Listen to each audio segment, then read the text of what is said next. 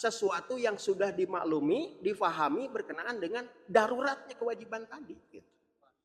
Jadi itu yang kemudian perlu kita ketahui ya, bahwa respon umat Islam yang ada di negeri ini, termasuk juga di Tatar Sunda, di Nagoris Bandung, juga di wilayah keadipatian Garut gitu ya. Ini mereka sudah menunjukkan bentuk antusias tokoh dan umat Islam yang ada di negeri ini, khususnya di Tatar Sunda, untuk apa? Untuk peduli terkait dengan urusan kehalifan ini.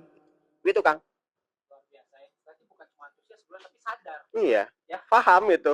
Paham. Bahwa ini adalah sebuah perkara dalam agama yang memang menjadi isu yang begitu darurat, isu yang begitu urgent. Ini kalau saya lihat di salah satu di bukunya ini, Kang Lutfi,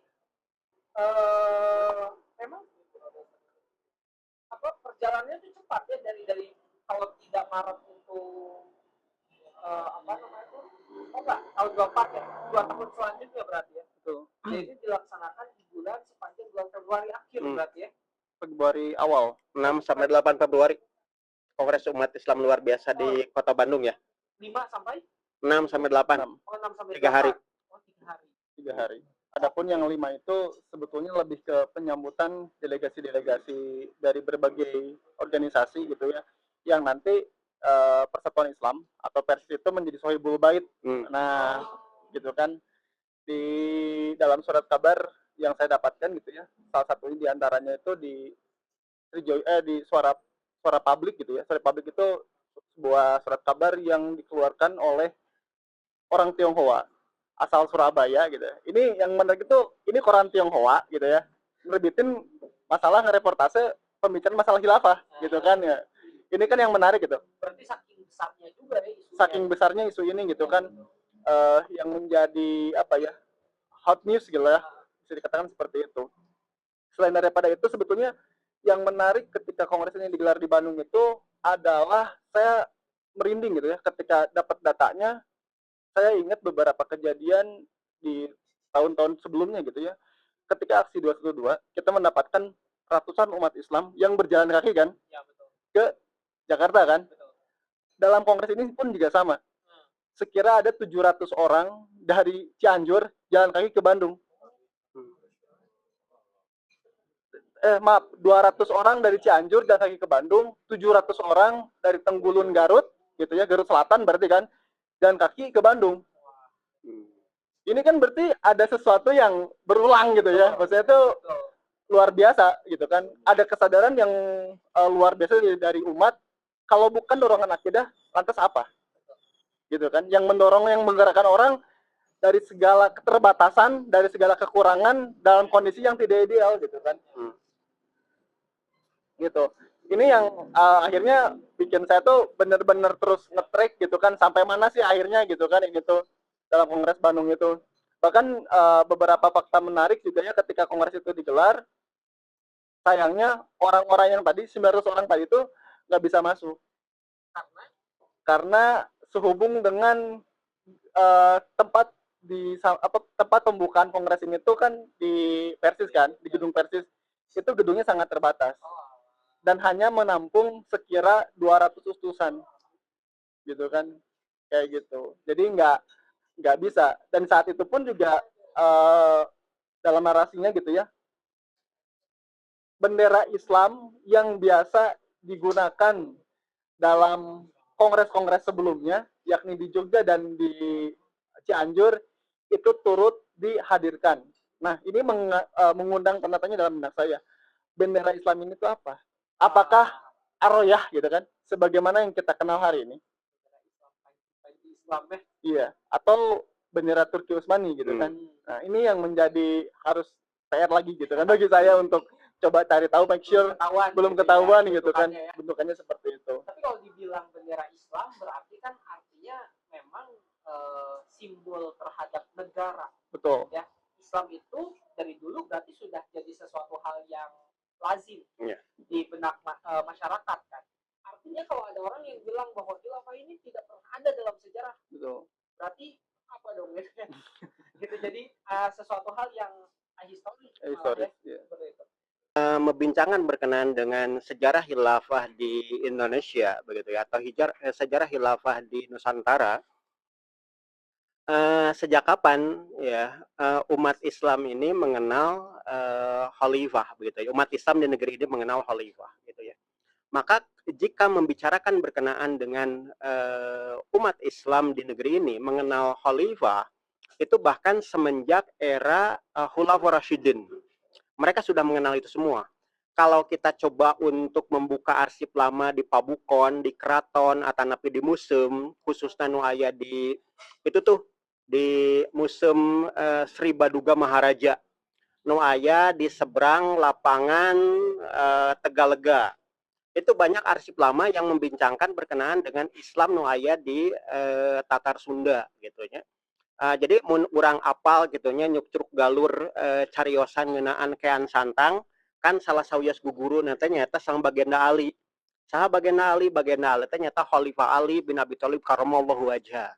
Khalifah di era Khulafaur Rasyidin. Hartosna naon hartosna umat Islam nu aya di Tatar Sunda khususnya di Kota Bandung geus apal ku ayana Khulafaur Rasyidin eta nu pertama. Yang kedua, kalau di era kekinian, kalau kita perhatikan setiap masjid yang ada di negeri kita, kalau di situ ada kalender atau penanda berkenaan dengan lafzul Allah, pasti disandingkan dengan Muhammad Rasulullah Shallallahu Alaihi Wasallam. Kalau dilengkapi, dipastikan itu nama-nama Khulafaur Rasyidin, ya, dari mulai Abu Bakar Rashidik sampai Ali bin Abi Thalib. Pertanyaannya bagi kita, sejak kapan itu populer? Ya enggak? Sejak kapan itu populer? Nama-nama khalifah disandingkan dengan lafzul Allah dan lafzul Muhammad Rasulullah Sallallahu Alaihi Wasallam. Ini erat kaitannya dengan ya terkait dengan keberadaan institusi global saat itu yaitu Khilafah Utsmaniyah. Kalau ada di antara kita yang pernah datang ke Istanbul, datanglah masuk ke masjid-masjid jami yang ada di seluruh wilayah Istanbul. Masjid-masjid di masa Utsmaniyah. Itu setiap yang ada di tiang-tiangnya itu, di sekeliling masjid jaminya itu selalu ada lafzul Allah, Muhammad Rasulullah Sallallahu Alaihi Wasallam dan Khulafaur Rasyidin. Bahkan di antara mereka, khususnya di masjid-masjid yang besar yang ada di pusat kekhalifahan Islam itu, selalu juga disandingkan dengan dua nama Ahlul Bait Nabi, Hasan wal Husain. Nah, ketika Utsmani itu mempopulerkan prototipe ya terkait dengan masjid jami atau masjid raya, masjid yang biasa dipakai untuk kita menunaikan sholat berjamaah, masjid yang kita bisa pakai untuk menunaikan sholat Jumat, itu dengan menyandingkan lafzul Allah dan Muhammad Rasulullah SAW dengan Khulafaur Rasyidin. Nah, kalau di masjid jami yang ada di Istanbul itu plus juga dengan Ahlul Bait Nabi Hasan wal Husain, cucu dari baginda Nabi Muhammad SAW. Jadi itu pengopiniannya kalau kita membincangkan berkenaan dengan sejak kapan, dan sejak itu pula kita paham bahwasanya ya yang namanya ya idealita kita dalam kepemimpinan itu adalah era Khulafaur Rasyidin. Itu yang menjadi contoh dan teladan, bukan khilafah ala Utsmaniyah, bukan khilafah ala Abbasiyah ataupun khilafah ala Umayyah, bukan, tapi era Khulafaur Rasyidin ala minhaji nubuwah, yaitu era Khulafaur Rasyidin yang mengikuti manhaj kenabian. Itu yang harus kemudian kita cerna ya. Fakta terindera, fakta empirik yang kita saksikan hari ini juga menunjukkan adanya fakta historis, fakta kesejarahan. Nah, kalau kemudian tadi ditanyakan sejak kapan ya fakta sejarah ini kemudian membincangkan berkenaan dengan keberadaan kerajaan-kerajaan Islam. Kalau sebelumnya kan kita lebih mengenal ya bahwa kerajaan-kerajaan yang dianggap tua itu adalah kerajaan-kerajaan seperti misalkan ya Sriwijaya yang ada di Palembang yang konsepsi teologinya adalah Buddhism, kemudian juga kerajaan ya keprabuan ya Mojopahit yang ada di Keraton Trowulan Mojokerto dengan konsepsi teologinya adalah Shiwo Budo, bahkan menunjukkan kepada bentuk Hinduism. Kan begitu ya? Jadi lain Islam atunya gitu kan. Nah, pertanyaannya bagi kita, pertanyaan kritis bagi kita, kenapa kemudian kita lebih mengenal ya konsepsi kerajaan dengan konsepsi teologi Shiwo Budo ataupun berkenaan dengan ya Buddhism dan Hinduism, sedangkan Islam tidak dikemukakan gitu ya. Ini adalah persoalan kita sedari dulu, khususnya di kalangan para ya mu'arikh Muslim, para sejarawan Islam. Karena apa? Karena ya suara dari para sejarawan Islam itu dianggap angin lalu. Oleh apa? Oleh penentu kebijakan terkait dengan kurikulum kesejarahan yang diajarkan. Kita selama ini mengetahui bahwasanya Islam masuk ke Indonesia itu pada abad ke-11 sampai 13 dengan teori Gujarat dan teori Persia. Kan begitu ya? Kenapa kita nggak membahas berkenaan dengan teori Arabia atau teori Mekah yang diusung oleh Buya Haji Abdul Kalim Amrullah dan juga diamini oleh ya Mama Ajengan Abdullah Binu. Mereka adalah tokoh-tokoh alim ulama terkemuka di negeri ini. Kenapa yang dirujuk itu Sir Christian Snow Kugronje dan J.P. Snapple? Bahkan untuk mengidentikan dirinya sendiri sebagai bangsa ya Indonesia dari kata Indonesios oleh siapa? Oleh James Toll Logan pada tahun 1850 sampai dikritikan sama Pramudia Anantatur ya di dalam arus balik untuk mengidentikan dirinya sendiri. Kok bangsa ini kok mau-maunya ngikutin arahan penjajahnya sendiri gitu. Nah, jadi itu banyak hal yang kemudian perlu untuk dikritisi berkenaan dengan historiografi ya atau pembabakan rekam jejak sejarah bangsa ini. Mayoritas Muslim, tapi bukan sejarah Islam dan sejarah Muslim yang mengemuka, tapi sejarah Hinduism dan Buddhism, sejarah pra-Islam begitu kan. Jadi sebetulnya jika membincangkan berkenaan dengan kerajaan tertua begitu, kalau pakolot-kolot gitunya, mau pakekuh-kekuh gitunya, hayang pangkolotnya saha gitunya, tentunya aki tirem atau aki luhur mulia yang paling mengemuka. Karena apa? Peradabannya itu sejak awal tahun miladiah, tahun Masehi, yaitu apa? Kerajaan Salakanagara. Begitu kerajaan Salakanagara itu pindah ke Minantuna yang kemudian disebut sebagai Dewa Warman, di kerajaan Palawa Hindia jadi Hindu.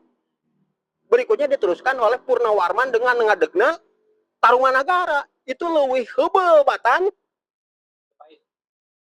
Sriwijaya jeung Mojopahit mun pakekeuh aingnya orang Sunda, Sunda nu aing pisan gitu. Kerajaan tertua teh Salakanagara, pahura pakekeuh gitu kan asa aneh we gitunya. Nah, jadi artinya apa? Ya, jadi artinya penulisan sejarah di negeri ini adalah sudah terkooptasi dengan kepentingan-kepentingan rezim yang berkuasa begitu. Maka berkenaan dengan ya hal-hal yang di luar Islam ya, karena itu dianggap bukan kepentingan kami ya. Dianggap bahwa kepentingan kami itulah kepentingan yang lebih kepada bentuk penulisan. Kalau sebelumnya itulah Nederlandosentris, berikutnya menjadi Javanocentris, berikutnya menjadi Indonesianocentris, bukan Islamocentris. Penulisan sejarah itu bergantung pada kepentingan siapa yang berkuasa. Jadi kalau sekarang ada fenomena yang menyatakan bahwa sejarah itu ditulis oleh siapa yang menang, emang gitu ya. Kumaha aing nu menang, aing nu menang gitu, maka aing nulis gitu kan. Nah, wajar kan seperti itu. Nah, kalau kemudian ditanyakan ketika era Sriwijaya dan era Mojopahit, kehalifan Islam yang berkuasa saat itu adalah kehalifan yang mana? Maka kalau kita lihat dari sisi Islamic historiography, maka ketika kerajaan Sriwijaya itu mengemuka dan kerajaan Mojopahit itu mengemuka, maka kerajaan Sriwijaya ketika mengemuka kali pertama ya, itu semenjak era Khulafaur Rasyidin. Jadi ketika masa Sayyidina ya Utsman bin Affan radhiyallahu an mengacu kepada bentuk kronik Sui Tan Su gitu kan. Di dalam film dokumenter JKDN-nya itu disebutkan dalam kronik Cina Sui Tan Su ya orang-orang Tiongkok sudah menuliskan bahwa kota pelabuhan Guangzhou atau Guangdong atau orang Arab menyebutnya sebagai kota pelabuhan Kanfu semenjak abad ke-7 dan 8 bahariawan yang kemudian mengemuka sebagai Syah Bandar, artinya apa? Penguasa pelabuhan yang dia bisa memberikan izin keluar masuknya kapal-kapal niaga. Disebutkan itu adalah orang-orang Arab. Nah, orang Tiongkok menyebutnya sebagai Ta-Syeh atau suku Ta-Syeh atau Ta'ik. Itu pada abad ke-7. Dan itu juga yang dikutip oleh Imam Ibnu Jarir At-Tabari di dalam kitab Tarikh Islam. Yang juga dikutip oleh Kiai Haji Agus Salim di dalam buku Sejarah Umat Islam Indonesia. Jadi perhatikan oleh kita, sayangnya nggak ada peta bumi ya di sini ya. Ya. Jadi kalau kita lihat peta bumi ya, dari Jazirah Arabia Ya, kota pelabuhan paling terkemuka pada waktu itu di Jazirah Arabia adalah kota pelabuhan Jeddah. Arabia, Saudi ayeuna mah gitu. Baheula teh kota pelabuhan Jeddah itu termasuk juga ada bagian dari teritorial Hijaz, meliputi kota pelabuhan Jeddah, kota suci Mekah dan kota suci Madinah, kemudian Teluk Aqobah yang itu berbatasan antara Arab Saudi sekarang, Transjordan dengan Palestina. Itu wilayah Jazirah Arabia, ya, wilayah Hijaz. Dari kota pelabuhan Jeddah ketika berlayar sampai ke timur jauh, bayangkan oleh kita, bayangkan aja dulunya, pokoknya di dalam memori imaji kita itu adalah peta global dari kota pelabuhan Jeddah sampai kota pelabuhan Kanfu atau Guangdong atau Guangzhou yang ada di wilayah Tenggara Tiongkok atau Cina hari ini. Kira-kira seperti apa? Nah, kalau kita coba cermati gitu ya, dari kota pelabuhan Jeddah itu turun ke bawah ke arah selatan, kemudian lewat ke Teluk Arab, ya, Yaman atau Hadromi. Kemudian memutar memasuki wilayah yang kita ketahui sebagai wilayah Oman. Ya, di situ kemudian memasuki ke wilayah Teluk Persia.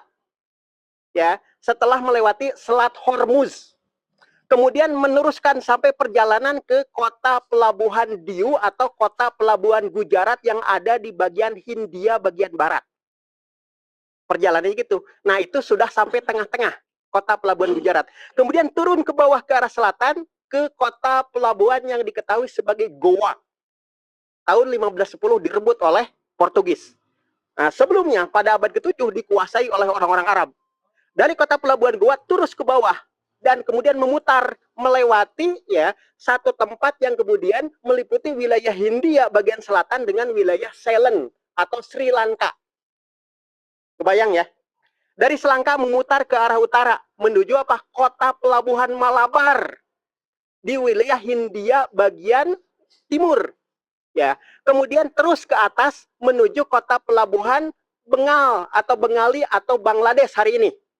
Kemudian memutar ke arah timur, yaitu memasuki kota pelabuhan Arakan, tempat di mana orang-orang Rohingya sekarang. Atau Merauke atau Arakan hari ini. Dari situ kemudian terus ke bawah menuju Laut Andaman. Itu sudah masuk ke wilayah Muang Thai bagian barat. Baru setelah itu kemudian memasuki Selat Malaka. Kalau di Selat Malaka ada 3 kemungkinan mereka mendaratkan ya perniagaannya di kota pelabuhan Lok Jempa Aceh Utara, kota pelabuhan Birun atau kota pelabuhan Lok Sumawe. Kalau tidak di wilayah itu, maka dijangkar diturunkan di kota pelabuhan Malaka di Semenanjung Pamalayu atau kemudian di kota pelabuhan Palembang atau Palembang.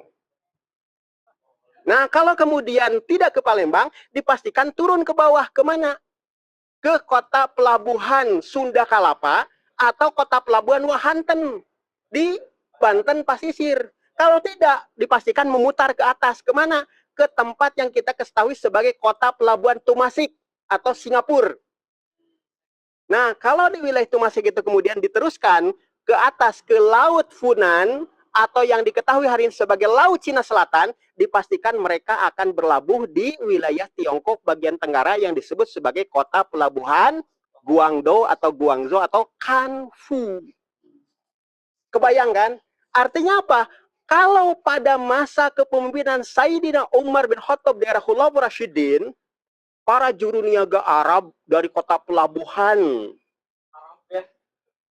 Jeddah atau kota pelabuhan yang sebelumnya ada di wilayah Alexandria atau Iskandaria, cuman ketika lewat ke terusan Suez masih lalitik gitu, candi legaan ya, konon ke orang Prancisnya, kapalnya lalitik gitu ya. Makanya kemudian diganti kapal-kapal kecil tadi dengan kapal yang lebih besar di kota pelabuhan Jeddah gitu ya.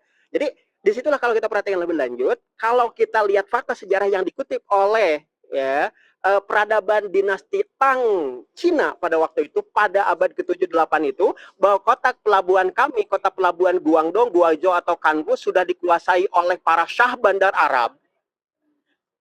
Artinya apa? Mereka melalui jalur perairan, jalur maritim, termasuk sampai ke negeri kita. Dan para juru niaga, para pedagang Arab tadi tidak lantas kemudian mereka jualan doang gitu ya, jualan kain, jualan naon, korma lain gitu. Dipastikan kalau umat Islam ya, nahnu duat qabla kulli syai. Kami semua ini adalah para pengemban dakwah sebelum menjadi apapun.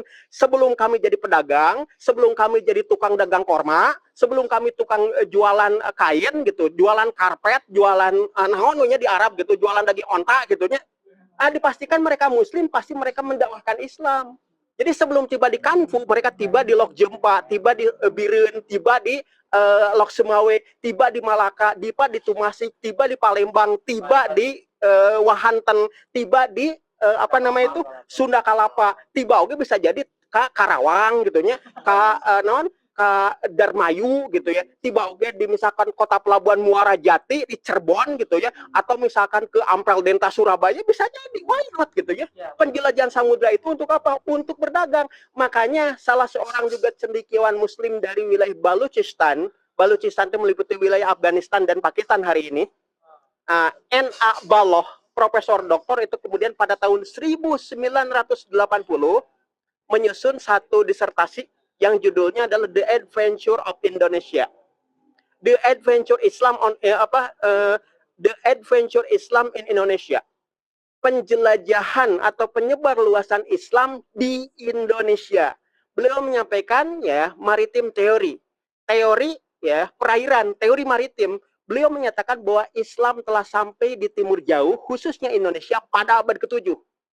Ketika Rasul dan para sahabat di era Khulafaur Rasyidin itu masih ada.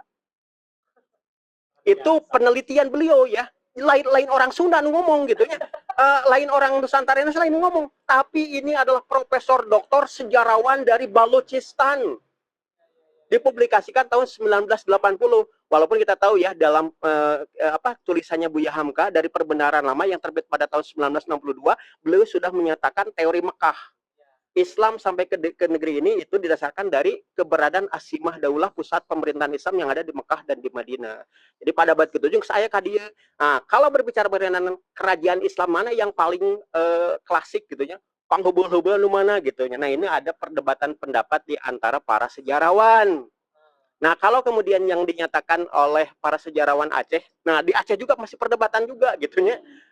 Apakah Samudra Pasai yang kemudian diposisikan sebagai kerajaan Islam pertama, ataukah ada kerajaan Islam sebelumnya?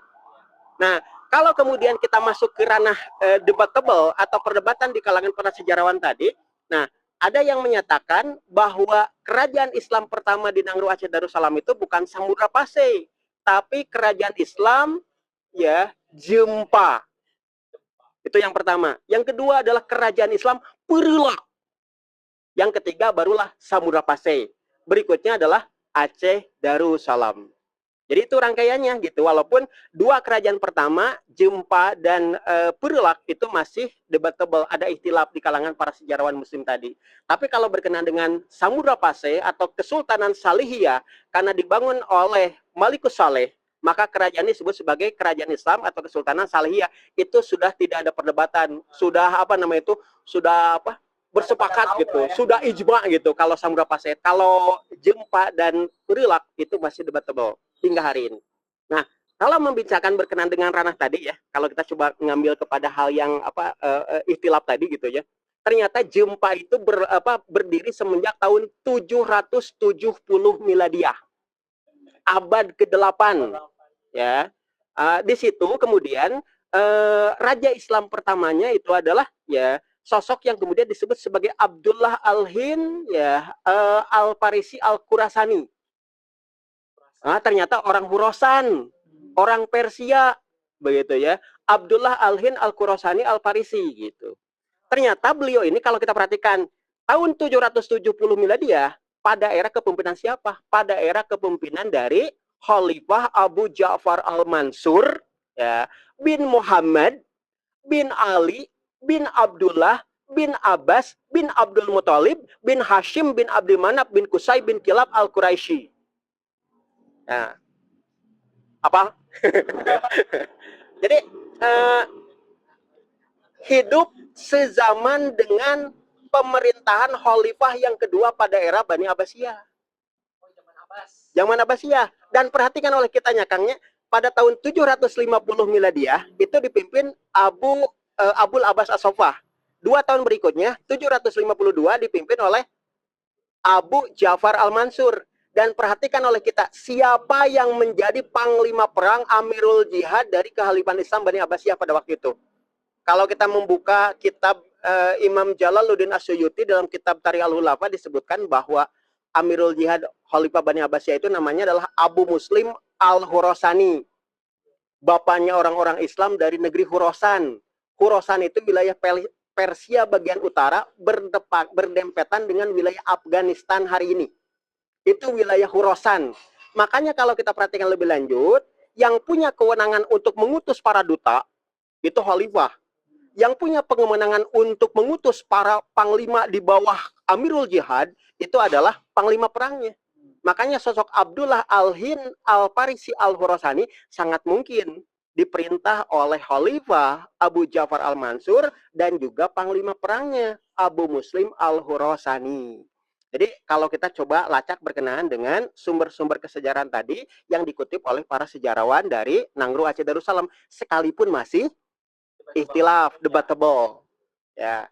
Cuma kalau kita ngambil kepada ranah yang kemudian disepakati, ada ijma di situ di antara para mu'arikh gitu ya, bahwa Kesultanan Islam pertama yang ada di Aceh, termasuk juga yang ada di Biladil Jawiyah Nusantara Indonesia itu adalah Kerajaan Samudra Pasai atau Kesultanan Salihiyah yang dibangun pada tahun 1267 Miladiah. Oleh siapa? Oleh Mirah Silu atau Sultan Malikus Saleh. Nah, ternyata di dalam kitab Sulalatus Salatin karya Tunku Tun Sri Lanang, ya, seorang sejarawan Melayu, termasuk juga sejarawan Aceh, beliau menyatakan bahwa ya keberadaan Sultan Malikus Saleh dengan Kesultanan Salihiyah atau Kerajaan Samudra Pasai itu dipusakai oleh utusan yang datang dari Kairo. Saha namina, yaitu Laksamana Laut atau Admiral Najimuddin Al-Kamil yang mempusakai keberadaan Mirah Silu sebagai Malikus Saleh.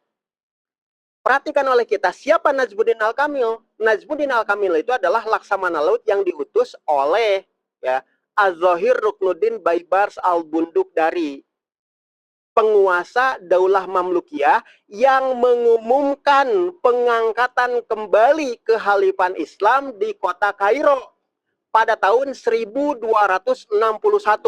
3 tahun setelah hancurnya Baghdad akibat serangan Tartar Mongol Hulagu Khan. Maka pelarian dari Bani Abbasiyah dari kota Baghdad tiba di kota Kairo, ada yang Al-Mustansir Billah Asaniya. Maka diangkatlah beliau dengan akad Bai'at In'iqad, diangkat kembali khalifah yang ada di kota Kairo, dilindungi, dipusakai dan dijaga oleh Mamlukiyah di era Az-Zahir Ruknuddin Baibars Al-Bundukrari. Jadi itu ya bagaimana kemudian kronologi sekaligus juga historiografinya gitu ya. Jadi kalau ditanya Samudra Pasai sejaman dengan khalifah siapa? Sejaman dengan khalifah Bani Abbasiyah di kota Kairo. Kalau Jempa dan Purlak sezaman dengan khalifah mana? Sezaman dengan khalifah Bani Abbasiyah yang awal berada di kota Baghdad, Mesopotamia, Irak. Begitu ya kalau coba rangkaiannya gitu. Allahu a'lam bishawab.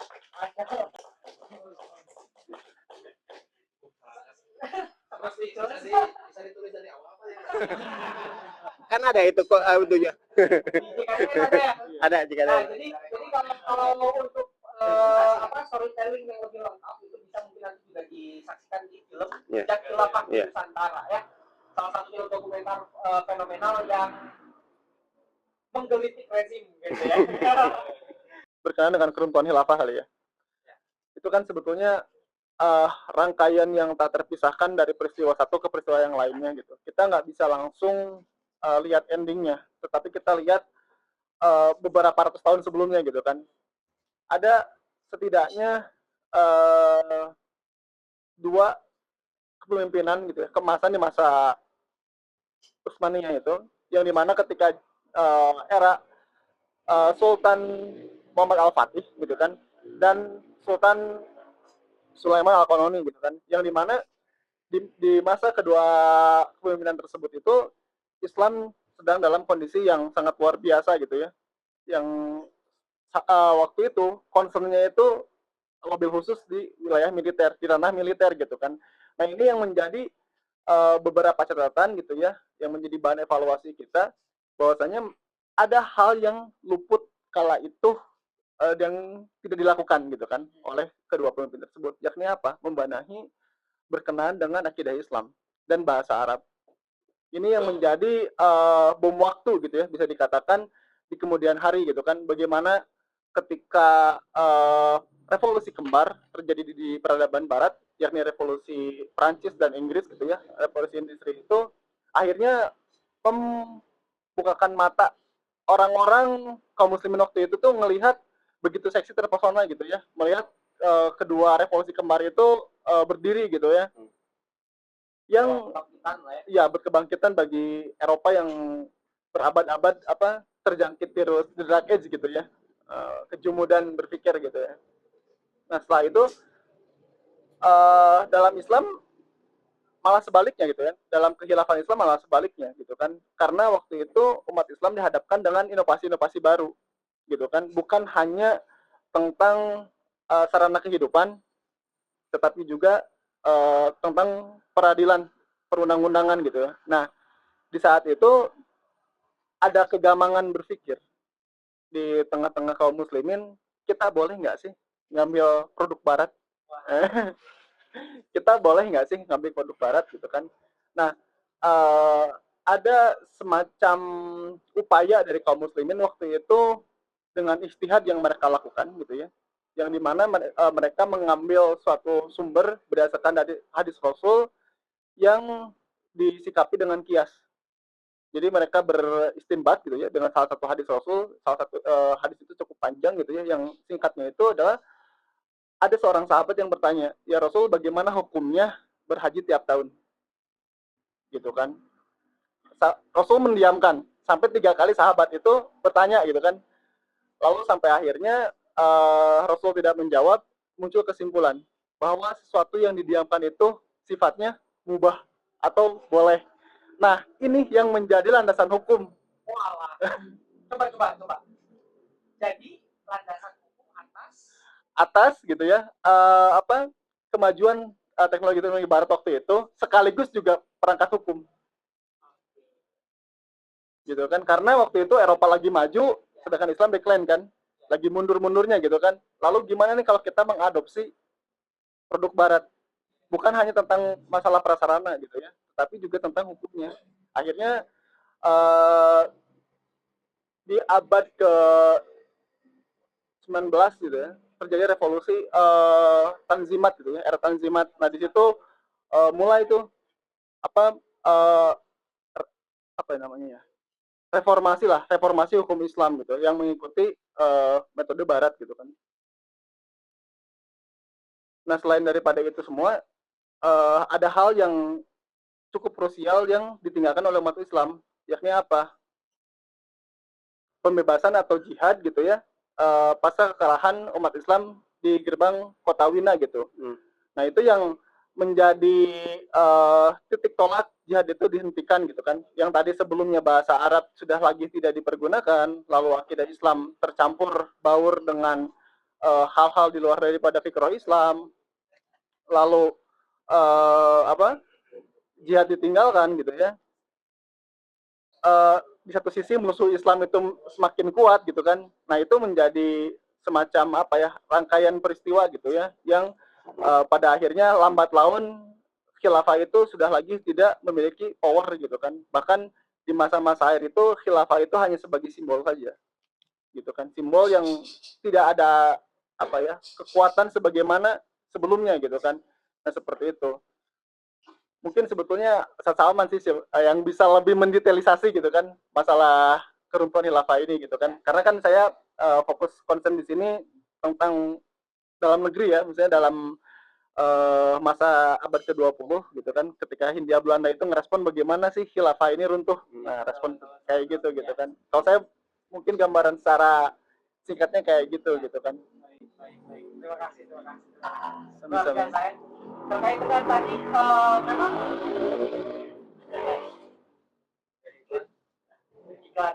memang perbincangan tentang bagaimana kronik yang terjadi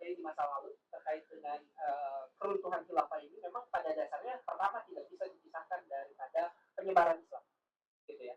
Karena jadi satu rangkaian episode yang tidak terpisahkan gitu. Jadi memang ketika kita membahas satu kejadian tentang bagaimana respon umat Islam yang terjadi gitu di Nusantara, terutama salah satunya terjadi di kota kita gitu ya, di Bandung ini, itu tuh menyebar ke pembahasan di mana apa namanya tuh sampai ke awal mula Islam datang teorinya ya. Nah, Iya. maka dari itu di sini barangkali teman-teman semua, sahabat-sahabat, bapak-bapak ya, yang menyaksikan juga ya, inilah memang tidak mungkin kita bisa sampaikan dan sajikan dalam satu episode saja gitu ya. Dan saya juga berharap sekali bahwa ini kan nah, bahwa dari adanya buku ini ya, ada buku jejak perjuangan khilafah di Bandung Tempo dulu ini, mudah-mudahan ini melengkapi puzzle-puzzle yang hilang ya, melengkapi satu episode yang hilang. Sebagaimana tadi kalau dalam kita selalu bersakar dengan apa namanya tuh penulisan sejarah, apakah itu dengan gaya Belanda kan, yang Belanda sentris, Java sentris, Indonesia sentris, yang mana sebetulnya satu episode yang justru itu berlangsung begitu lama ya, dari abad ke-7 tadi disampaikan sudah ada hadir di Indonesia gitu, di negeri kita, tapi tidak sama sekali disentuh kan gitu ya. Nah inilah ya memang salah satu fakta yang perlu kita terima gitu ya. Nah ini pun bukan karena apa ya, dampaknya pembahasan ini tuh masih sangat panjang. Saya berharap kalau nanti King Salman dan juga Ki Lutfi mau juga mengadakan daurah lanjutan. Gaskeun. Itu yang jadi pertanyaan netizen. Biasanya begitu. Betul ya. Coba kalau ini nanti diadain lagi. Ya. Tuh, sudah ada yang pesan. Ditangkap di Shopee. Nah ini ya, insya Allah nanti ini kan masih baru soft launching ya, nanti mungkin ada hard launching dan dengan Grand launching. Dan dengan konsep yang juga nanti insya Allah akan mudah-mudahan lebih kita juga evaluasi dari pelaksanaannya sekarang. Dan mohon maaf sekali ini kepada ya, karena kita juga ada hal-hal yang ternyata di luar dugaannya, hacker peretas jaringan gitu, jadi ya inilah apa namanya persembahan luar biasa dari sahabat kita ya, dari Kang Lutfi Anwari, keren, Ki Lutfi Sang Jaya Kelana. ini emang bukan jokes ya, karena memang suka ngawi Ngalit. jalan-jalan sendiri gitu ya, kemana gitu ya, memaknai hidup ya. Dan inilah hasilnya ya, sebuah karya yang saya kira luar biasa gitu ya, dari sisi penyusunannya gitu ya. Saya belum baca tentu saja, tapi saya yakin bahwa karya yang ada di tangan saya ini tuh akan sangat punya kontribusi andil yang luar biasa terhadap umat Islam, mudah-mudahan ya. Dan mudah-mudahan menjadi amal jariah Kang. Amin. Mudah-mudahan jadi amal jariah, itu sebenarnya yang kita harapkan. Ya. Sebagaimana tadi disampaikan oleh sang predator buku, bahwa pada bahwasanya buku itu harus diceritakan ya. Sejarah itu harus diwariskan gitu ya. Apalagi kalau sekarang kita menghadapi satu situasi di mana sejarah itu terputus gitu ya. Maka wajar kalau misalkan sekarang ada orang itu tidak peduli dengan saudaranya di negeri lain. Kalau sekarang itu tidak peduli dengan agamanya sendiri, dengan kita yang dengan kita yang dihadapi oleh kita gitu ya. Karena memang tidak ada ruh, tidak ada kesadaran akan bagaimana sebetulnya penampakan Islam di masa lalu, dan bagaimana seharusnya Islam itu ada hari ini gitu ya, dan apa yang seharusnya mereka sosok di masa depan. Nah, inilah yang saya kira mudah-mudahan sumbangsih buku ini, meskipun ini kalau dilihat 125 halaman gitu ya, tapi isinya ini merangkum menunjukkan bagaimana kegemilangan umat Islam di masa lalu ya. Dan mudah-mudahan karyanya Ki Lutfi Sang Jaya Kelana ini bisa memperkaya khazanah literasi kita ya, mudah-mudahan. Dan selamat saya ucapkan kepada Ki Lutfi ya atas terbit buku pertamanya ya. Barakallahu fikum. Barakallahu fikum. Dan ini tuh buku yang saya tunggu-tunggu terbitnya itu dari 2 tahun yang lalu. Luar biasa ya. Karena memang prosesnya yang luar biasa ya. Karena Ki Lutfi butuh support system. Nah, itu dia ya, luar biasa. Ada sang guru juga yang menemani dan teman-teman yang lainnya, luar biasa. Jadi untuk yang mau nanti bukunya, insya Allah bisa langsung menghubungi ya, menghubungi sang pelaksana di sini juga bisa ya, langsung ke penerbitnya langsung, penulisnya langsung ya. Insya Allah eh, ini barangkali penutup untuk acara kita di hari ini ya. Eh, tapi tentu saja dengan ditutupnya agenda kita ini bukan berarti berakhirnya perjumpaan kita.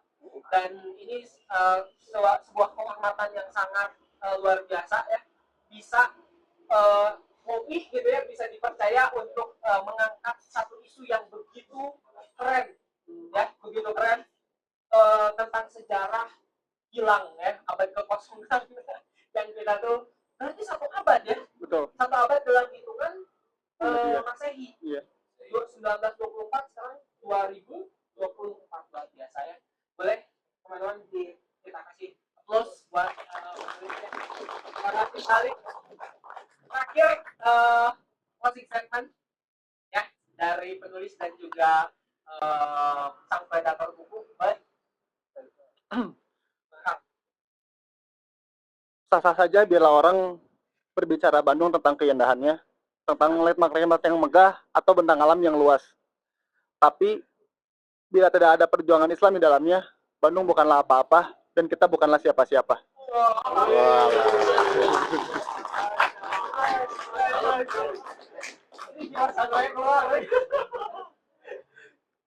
Iya. Menyambung apa yang tadi dinyatakan oleh Kilut Pisang Jaya Kelana ya, bahwasanya kita tidak ada apa-apanya jika kita ya tidak mengedepankan keimanan dan keislaman kita. Dan membincangkan karakteristik dan tabiat habit orang Sunda teh aya 3 cirinya. Yang pertama dia itu adalah Islam. Yang kedua itu adalah mewarisi ya apa yang disebut sebagai Sewe Siwi Siliwangi. Ada Trah Sri Baduga Maharaja. Ya kalau kita melacak ya inohong Sunda ya tinggawitan nunamina tokoh politik ya, tokoh agamawan termasuk para alim ulama teureunna nanti dinya, teureunna ti Prabu Siliwangi. Dan yang ketiga katanya ciri orang Sunda ternyata ngabobotohan Persi Bandung.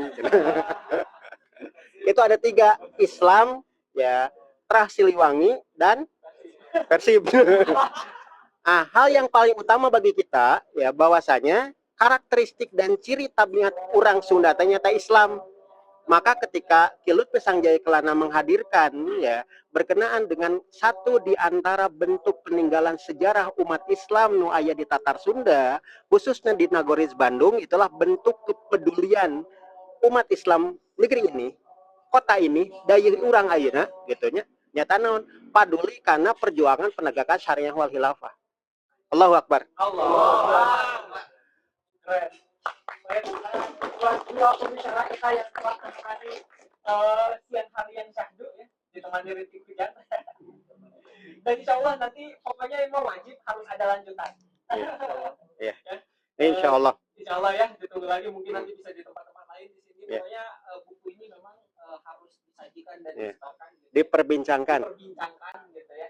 Terima kasih juga kepada Mopi ya, tim Mopi yang sudah siap standby dan juga teman-teman yang sudah hadir jauh-jauh menembus Ritik Hujan di Kota Bandung ini. Dan insya Allah kita akan bertemu lagi nanti di pembahasan buku-buku selanjutnya insya Allah ya. Dan 2 juta penonton ini. 2 juta penonton, luar biasa ya. Tapi kita bukan mencari viral ya. Kita mencari ridha Allah. Ridha Allah ya. Ya, jangan kapok. Insya Allah nanti kita akan sambung lagi. Terima kasih atas kebersamaannya pada Sabtu siang ya. Ini saya menutup dengan membaca. Mari kita membaca istighfar dan doa. Alhamdulillah subhanallah. Sampai jumpa semuanya. Assalamualaikum warahmatullahi wabarakatuh.